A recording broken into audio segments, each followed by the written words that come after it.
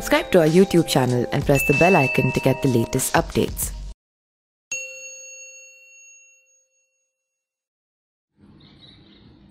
सोमवार को बिहार सरकार के मंत्री श्याम रजक के राजद का ललटेन थाम लिया तो वहीं 3 विधायक लालू का साथ छोड़ आरजेडी से जेडीयू में शामिल हो गए। इस बीच जन अधिकार पार्टी के अध्यक्ष पप्पू यादव ने कहा कि चिराग पासवान की लोजपा, जाप और कांग्रेस पार्टी को मिलाकर एक नया फ्रंट बनाने की तैयारी चल रही है। पप्पू यादव ने कहा कि बिहार की जनता नया विकल्प चाहती है और इस विकल्प को हम लोग लाएंगे। उन्होंने दलित सियासत को लामबंद करने की ओर इशारा करते हुए सोमवार को मुजफ्फरपुर में मीडिया से बात करते हुए कहा, 1.5% यानी कि जाति का वोट वाले नीतीश कुमार जब बिहार का चेहरा हो सकते हैं तो 28% वाले चिराग पासवान क्यों नहीं हो सकते हैं। हालांकि उन्होंने ये भी कहा कि नए फ्रंट में कांग्रेस की भूमिका बड़े भाई की होगी। बावजूद इसके पप्पू यादव की उम्मीदों को बड़ा झटका लगा, तब तीसरे मोर्चे की बात को सिरे से खारिज कर दिया गया।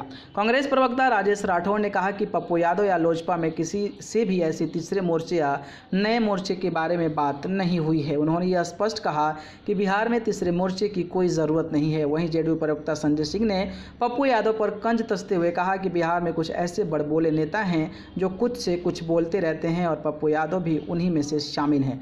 दूसरी ओर बीजेपी के प्रदेश अध्यक्ष संजय जायसवाल ने भी एनडीए में जेडीयू एलजेपी में खींचतान पर कहा कि एनडीए गठबंधन काफ़ी मजबूत है। समय आएगा तब सीट शेयरिंग की चर्चा भी हो जाएगी और चुनाव के वक्त हम तय कर लेंगे कि कौन कितनी सीटों पर चुनाव लड़ेगा। जाहिर है कि बीजेपी अध्यक्ष का बयान यही बताता है कि बिहार में जो एनडीए है वो इंटैक्ट है।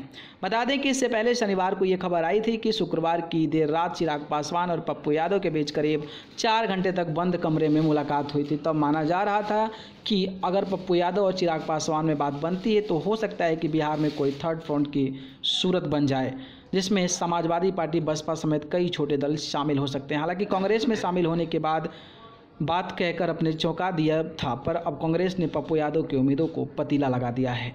न्यूज़ रूम से न्यूज़ लाइव के Subscribe to our YouTube channel and press the bell icon to get the latest updates.